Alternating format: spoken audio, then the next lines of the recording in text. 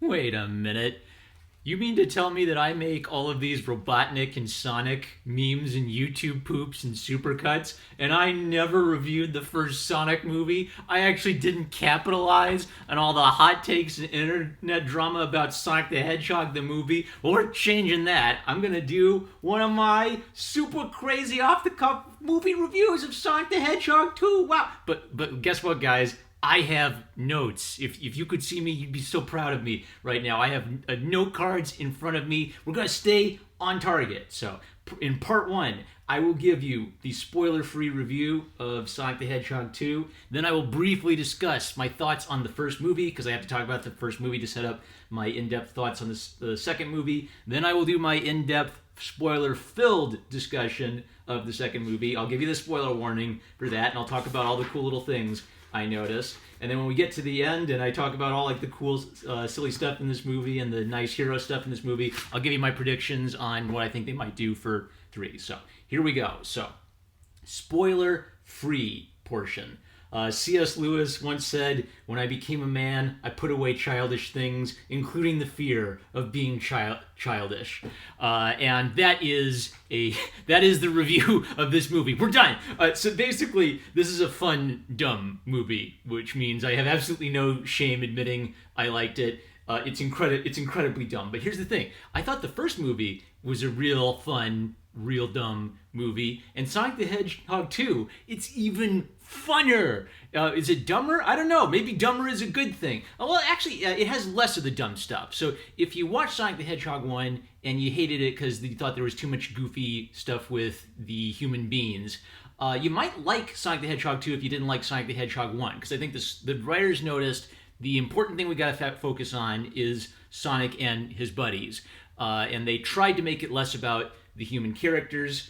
Unfortunately, this is still a pretty dumb movie, and there's still too much emphasis on all of these extra human characters. But there's more of what I like, which is the Sonic characters. The second act really drags because of the overemphasis on some of the secondary human characters. I feel like this is a very Josh Whedon-esque movie, and I don't like that. I'm kind of sick of Josh Whedon-style movies. What I mean by that is, yes, it has like a comedic sense of humor throughout the movie, and I think comedy is great for an action kids film, but I think they feel like any time there's a serious moment, they have to have a joke, and I feel like sometimes that pokes a hole in what might otherwise be a nice emotional scene. So I don't like that aspect of it. Some of the comedy is a little grating, but a lot of the comedy is related to the characters just sort of being authentically who they are. So I chuckled and I enjoyed myself for that part of it. There's also a good human element in that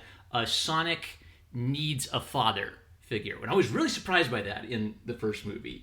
And people have joked that the scene in the trailer where he's talking to his surrogate father, Tom, just like the normal human sheriff who ends up kind of taking in Sonic as his own. They compared that to the Uncle Ben with great power comes great responsibility speech. And it is kind of like that basic, simple moral message for a young man. But there's actually a neat twist on it where he's not just teaching him that with great power comes great responsibility. Tom is also trying to teach Sonic that because you are young, you need patience. You have to wait for when the moment is right, because you can't just choose to become a hero when you want to be one. You don't choose the moment chooses you. And that's one of the few really subtle aspects of the movie. This is not a subtle movie at all. It's very on the nose. But I thought about this after I got out, and I realized that part was actually pretty subtle, because Sonic is fast and he's impatient. So literally the thing he needs to learn is to be patient and wait for the right time to be a hero. That's so nice. All right, so let me segue into talking a little bit more about the first movie. So I think that redesign of Sonic saved the first movie. Like, it was a massive internet controversy, but I've never seen an example of a movie where if the main character didn't look good, the entire movie would have fallen apart because he looked cute and cool and like an identifiable cartoon character.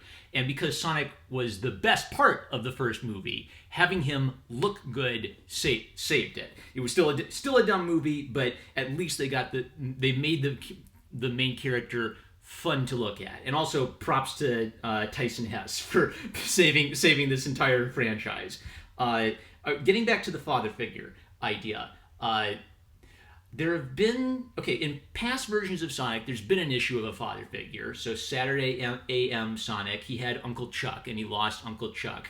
I guess in that goofy Sonic Underground cartoon, there's this theme where their mother gave them up for adoption to save them from Robotnik or something. But it's never occurred to me that Sonic being an edgy teen it very naturally fits with Sonic needing a father figure. And even though I didn't like the whole first movie, felt like they needed to bring Sonic into the real world and have some real characters for the boomer grandparents to identify with. But the angle of Sonic finding a surrogate father actually made Tom feel like he belonged in the movie. And Tom actually goes on a journey in that first movie where if you remember, Tom wanted to be a real cop. He wanted to move to the big city and fight real crime. He didn't like being a sheriff in a small town.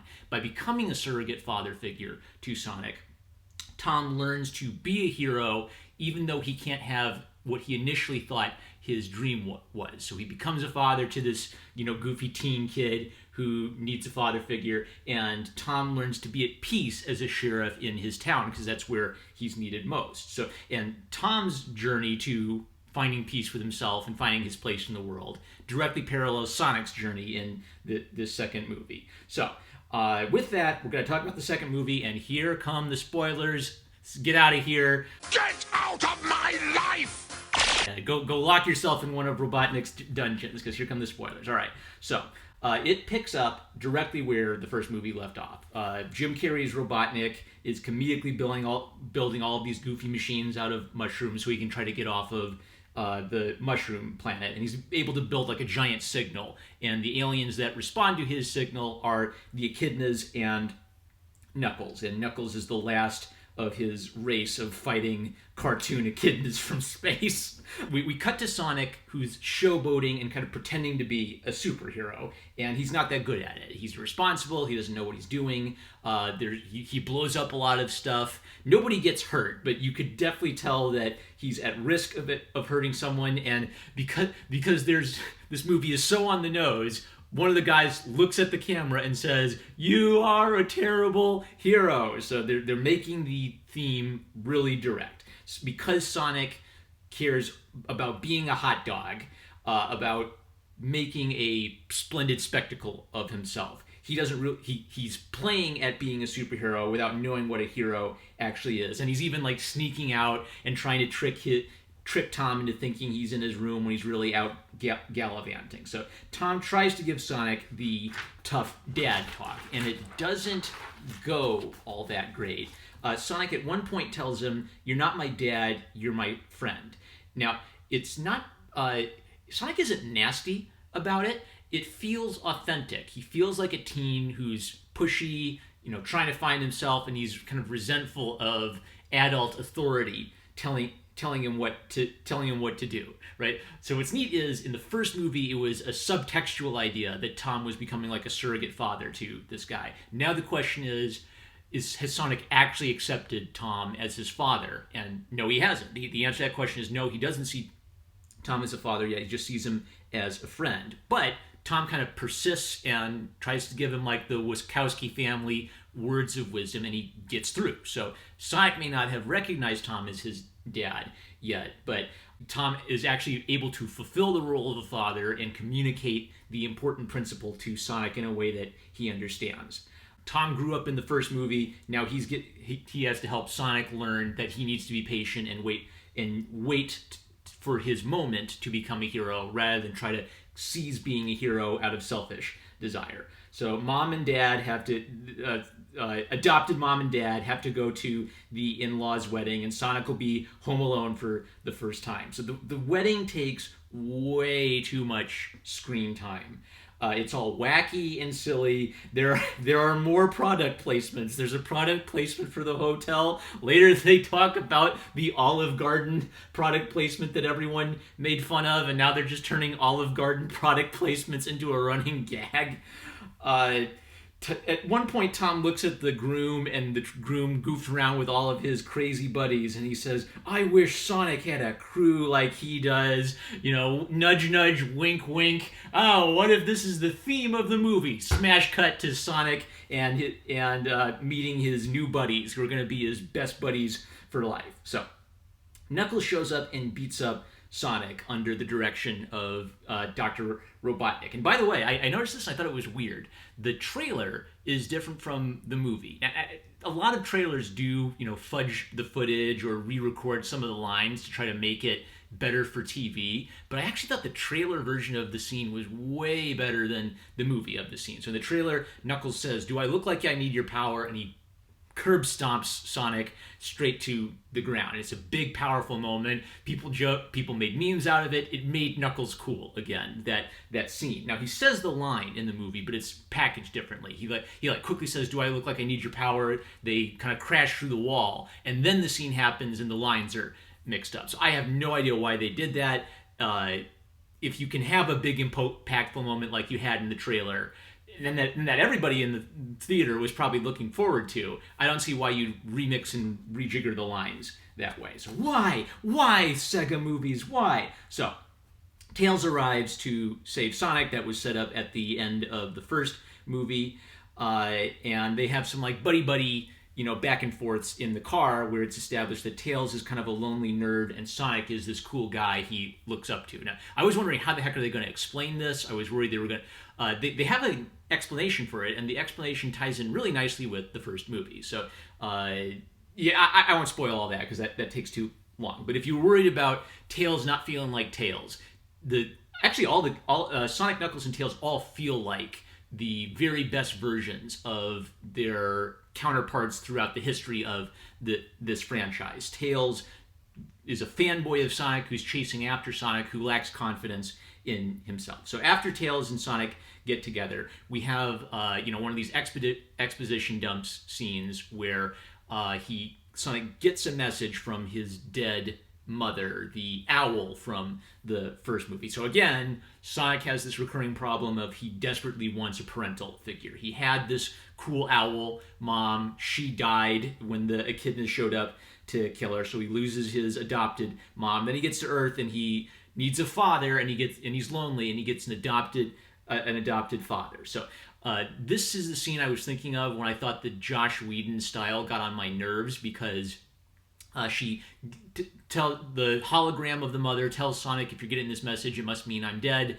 I love you. You must protect the Master Emerald from evil." Right? So it's like Princess Leia showing up in a hologram. Say, "Help me, Obi-Wan Kenobi. You are my only hope." So this emotional moment where Sonic remembers his dead mother and is given this important task to do. Silly, goofy humor. Silly, goofer. Oh, it's exactly like Ghostbusters. You kids, you 10-year-old kids in the audience, you know Ghostbusters, right? So, no, it's okay to have an emotional moment where Sonic feels sad because his mom is dead. We do not need the Joss Whedon joke there. But anyway, that quibble aside, if you like Knuckles, one of the things I noticed is that Knuckles is not an idiot in this movie. Robotnik thinks that Knuckles is an idiot, and Knuckles is naive, and he doesn't understand Earth culture.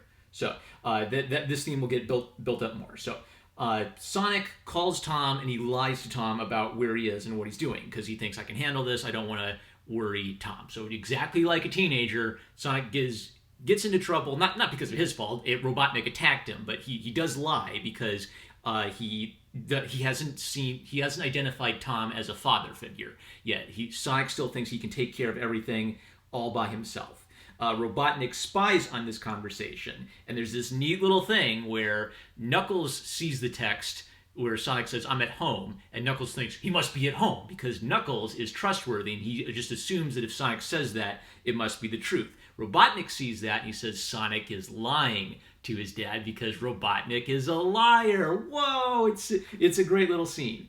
Robotnik leaves behind his little toady, the coffee guy, which is also hinting that Robotnik is a traitor because these people have loyalty for Robotnik, and he thinks of them as nothing. By the way, just before I forget this, the coffee guy, the name of his coffee shop is the Mean Bean, in reference to Robotnik's Mean Bean machine. Like, these people actually care about the history of this franchise and putting in like little Easter eggs to show that they know about these video games and these characters. So, getting back to Sonic versus Knuckles. So Sonic is this dumb, irresponsible teenager. He has a good heart, but he doesn't know how to... He's in over his head.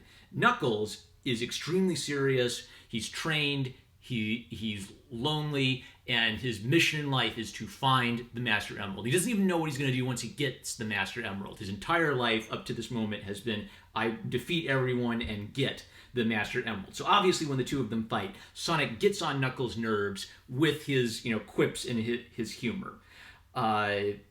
There's this whole weird scene where Tails and Sonic get into trouble with this big group of Russian stereotypes in Siberia, but it's okay, everybody, because they befriend the Russians by challenging them to a dance-off, and I just was sitting there thinking, this movie is so weird. What's even weirder about it is it happens after the big exposition dump where the mom hologram explains to them, we've got to find the Master Emerald so we can save the world. And then the next thing that Sonic and Tails are doing is they're having their dance off. And it's really goofy, but actually it's this is kind of like Sonic and Tails bonding time. So Tails has low self-confidence, and he didn't even want to go on the adventure at first. He just wanted to show up and warn Sonic that these guys were after him and then let Sonic handle it. But then, of course, in a chaotic situation like that, things don't go according to plan, and Sonic invites Tails along the adventure with him. So Tails is becoming like a little brother to Sonic, and what's beautiful about this is it's paralleling Sonic's relationship to Tom, his surrogate father. Now Sonic has to start learning responsibility so he can take care of this little brother Tails, who is less confident and also lonely like him. So Knuckles is lonely and doesn't have his family and doesn't know his place in life. Sonic is lonely and he's got an adopted family now, but he hasn't found his place fully in his adopted family. Tails is lonely and is latching onto Sonic like a little kid as his ideal of what a hero is. So all three of the characters have a parallel problem they're trying to solve. It's great theming. So talking about like the consistently weird tone of this movie, I like the weirdness. I wanted the first movie to be even weirder than it was, and they're starting to lean into the fact that Sonic is a weird character, like these weird, goofy cartoon animals who hang around with people and fight in Dragon Ball Z battles and save the world. This is a weird franchise, and I love that. I love that this movie is allowing itself to be weird, because it could have been very easy for it to adopt a sort of safe Marvel Cinematic Universe tone where everything is kind of muted and toned down and grounded and feels a little more realistic. No, they fully embrace going into these just completely weird... It's not just that the characters are weird, but even like the whole dance situation itself just continually has just like weirdos in the background watching it and doing strange things. So I like that direction for this franchise. So after the dance-off, another fight occurs, and Tails gets knocked out, gets seriously hurt, and Knuckles notices Sonic protecting Tails, and he thinks that's honorable. So again, Knuckles isn't stupid. He's paying attention to details. When Knuckles confronts Sonic, Knuckles explains that I'm the last of my kind, and your adopted mom, that owl tribe, killed my tribe, right? So Knuckles has a big fat chip on his shoulder for anyone associated with the owls, and Knuckles tells him that the only reason I survived is my father thought I was too young to go on the hunt to capture the owl, and he told me that I would have to wait until I was older before it was my time. So Knuckles' father gave him the exact same piece of advice that Tom gave to Sonic. It's great stuff. So as Sonic is trying to get away with the unconscious Tails, he calls Tom on the phone in an emergency and urgently begs Tom to grab a ring and save him, because Sonic's in a situation he can't get out of. So what I love about this is it feels real. Sonic's the stupid teenager. He thought he could handle things. He can't handle things, so he calls Tom, and it's like, he doesn't call him Dad yet, but it's sort of like a teenager calling their parents saying, Mom, Dad, I'm in over my head. I don't know what to do. So he calls Tom, the Donut Lord, Tom Tom disrupts the whole wedding. Oh, it's all so silly and horrible. The wedding is ruined because Tom has to grab the ring to save Sonic, and then Sonic and Tails teleport in and are saved at the last possible second. So, haha, it's all so silly and chaotic. So this is where I thought the movie started to drag a lot. So Olive Garden guy, the general from the first movie, bursts in and he announces that the entire wedding was a sting operation by the government. It was Operation Catfish. They planned an entire wedding, and the groom was a plant who was trying to infiltrate his way into Sonic's family. Oh, it's so cruel and crazy and silly, and the general announces that they've created GUN, G-U-N, to fight evil alien menaces like Sonic. So this is funny because the government is stupid and cruel and incompetent, so that part I really like. This is also a complete plot hole. It's a plot hole big enough to drive that gun truck from Sonic Adventure 2 through, because why didn't they just go to Sonic's house and kidnap him there? Why did they think that Sonic was going to come to the wedding so that they could capture him? Well, then again, if the whole joke is that the government is incompetent and stupid, maybe I take it back. It's not a plot hole. I totally buy that the glowies in the U.S. government would think that this plan would actually work. So never mind. Plot hole erased. You're completely forgiven, screenwriters. So then we get 15 to 20 minutes of boring human characters running around. So Gun has captured Sonic. Mom and the sister-in-law have to, grab Tails' items and try to infiltrate the building to save Sonic and Tails. There were families with kids in the audience, and I just started paying attention. I noticed the kids were not laughing and enjoying themselves as much during this 15 to 20 minutes of the human characters running around. There are a whole bunch of jokes about how the sister-in-law is mad and she's gonna kill that guy when she gets him for lying to her. But he really did fall in love with her. So even though he was a federal agent and was just pretending to fall in love with her, now that he is in love with her and they're gonna get married. No, we're getting off topic. We're not paying attention to the characters we actually care about. I'm sorry, but no kid in the audience came to this movie excited to find out about Sonic's adopted father's wife's sister's wedding. We have to stop focusing on these completely ancillary, the exact same thing that happens in the Sonic video game franchises, where all of these dozens and dozens and dozens of characters get added in, is already happening in these movies, but they're not crazy cartoon animals like Scourge or Ken Pender's characters.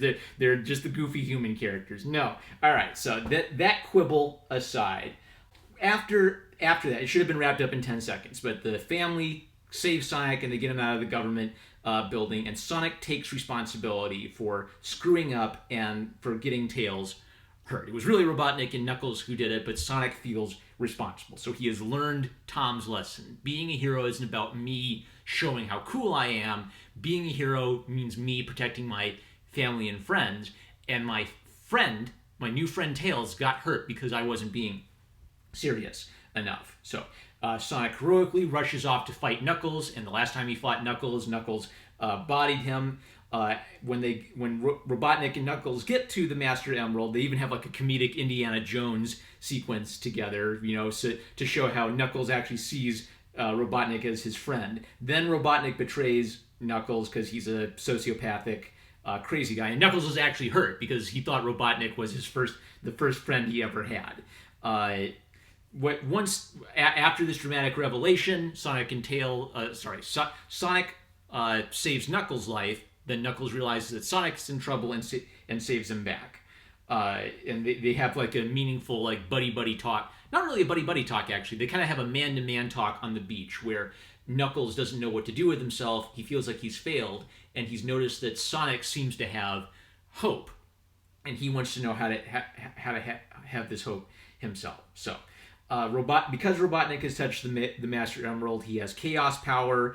I think he refers to himself as Chaos, which could be a reference to Sonic Adventure 1. He makes a reference to the multiverse, which could be a reference to them making a multiverse of Sonic movies at some point. Who knows? But he builds a giant robot with his new power, and he dances with it. So again, the silly tone is consistent throughout the entirety of this movie. The robot he builds looks like something directly out of the games with like the cartoonish mustache look to it. So Knuckles, Sonic, and Tails team up, but Knuckles doesn't know how to play nice with others at first. So just as Sonic's trying to explain the plan, Knuckles goes off on his own and tries to solve the problem by punching things. That doesn't work so well. So the three of them realize, oh, we have to work together. Tails' smarts, Knuckles' strength, my speed. And when they work together, it's clearly referencing Sonic Heroes, where the three of them move together and fight together as one. And the theme, of course, is that they're graceful. These three were meant to be together, and they become stronger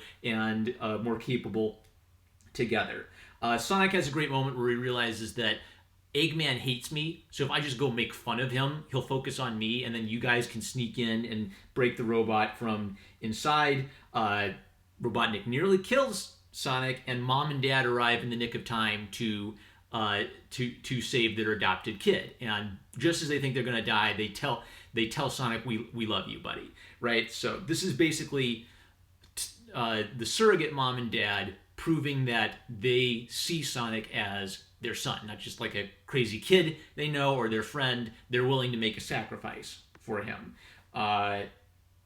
Sonic, of course, he unlocks the power of the Chaos Emeralds and becomes Super Sonic, and he defeats the robot and saves his family. And noticeably, when he talks to Tom again, he doesn't call him Tom, he calls him Dad, because what Sonic has recognized is that his adopted father has earned the right to be called Dad by counseling him, by fulfilling the role of father in his life, and by giving him the image of fatherhood that he needed, and by showing self-sacrificial love to him. So it's a really beautiful moment. I wasn't expecting a kind of beautiful moment of a rebellious teen reconciling with his adopted father. But there you go. They all play baseball with Knuckles and Tails, and Sonic has buddies now. Hooray! The end. All right, you ready? Spoiler, spoiler, spoiler, spoiler. What's the after credit scene? The government is picking through the debris of Robotnik's robot. They can't find his body, and they realize that Robotnik was investigating something called Project Shadow, and they show Shadow the Hedgehog on screen. Oh, the edge! Of course we're going to get Shadow in the next Sonic movie. All right, so with that crazy spoiler out of the way, what do I think they're going to do for the next movie? Are they actually going to do Sonic Adventure 2 Battle, the movie, after all these years? I think there's a pretty good argument that we know that Shadow's going to be in the next movie. I think they're going to bring in Rouge the Bat, and here's why. The argument against them bringing in Rouge the Bat is how many of these characters are they going to bring in, right, before it gets too crazy and we lose the focus. The reason I think they should bring in Rouge the Bat is, A, they have the template of Sonic Adventure 2 Battle to work on, is like the rough structure of the movie, and B, that gives everyone in the good guy team a rival on the bad guy team. So obviously Shadow is Sonic's rival. Eggman is Tails' rival because they're the two smart guys, so they'll have a smart guy competition. Knuckles is the comedically strong and noble hero type who's a little slow on the uptake. He needs a devilishly clever, sexy spy Batgirl to match wits with. If you just have Eggman and Shadow working together, what's Knuckles gonna do for the whole movie? That's the angle I think they're going. Will they bring in Amy Rose? I don't know. How many of these characters do you want them to bring in, guys? Maybe they will. Maybe they'll just go whole hog and we'll have Amy and Rouge the Bat running around and adding even more chaos to the next movie. But if I were writing it, I would definitely use Sonic Adventure 2 as the template. I guess we're skipping over Sonic Adventure 1. That's fine. Yeah, I love Sonic Adventure 1, but I think that Shadow is like the $1 million, fan favorite character, so it made sense to bring him in as early as possible. I definitely think that Sega is trying to compete with Marvel. Like, in addition to having Sonic make jokes about how he likes superheroes and having sort of the modern superhero movie aesthetic throughout the movie, like they're hinting about multiverses. uh, even like the Sega logo now is vaguely evocative of the famous Marvel logo of the comic book pages flipping through to reveal their logo before all their movies, right? So Sega is basically throwing down the gauntlet and saying we're going to make Marvel movies with Sonic, but we're going to change the tone and allow a lot more of sort of 10-year-old sense of humor weirdness into our movies that make them a lot more fun and a lot more unique than the standard Marvel fare. So could this be the end of superhero movies? Could this be the start of video game movies as the new superhero movies? I think there's a good chance of that. It's very dumb. It's not that focused. Some of it drags. They need to... I'm kind of divided mind because I thought that the father-son relationship with Tom is done really well, but kind of like the big crippling question is, what do you do with normal human beings in a gigantic space adventure with all-powerful cartoon rodents fighting a insane Jim Carrey genius with a giant mustache and giant robots? So the way I think they should do it is they should have the human characters continue to like give Sonic moral guidance. We can't tell you how to break up the gigantic egg-shaped robot with a mustache on it, but we can give you general moral guidance on how to be a hero and how to fight for the good. And then Sonic can go off and fight in these insane space battles, with that wisdom in his heart. I definitely want less of the goofy human beings running around, blowing up cakes and stuff and complaining about how the wedding plans are all ruined. Less of that. You could actually say that parts of the movie were too slow and that they gotta go fast. That's it. I'm a Marvel fan. I love you guys. Did I have any last minute thoughts? That was it. Okay. I got it all. Good thing I took notes, or we'd have been here all day. Catch you guys later. Just win the race, just win the race, just win the race. I don't care what it takes, just find a way to win the race. Win the race, just win the race, just win the race. I don't care what it takes, just find a way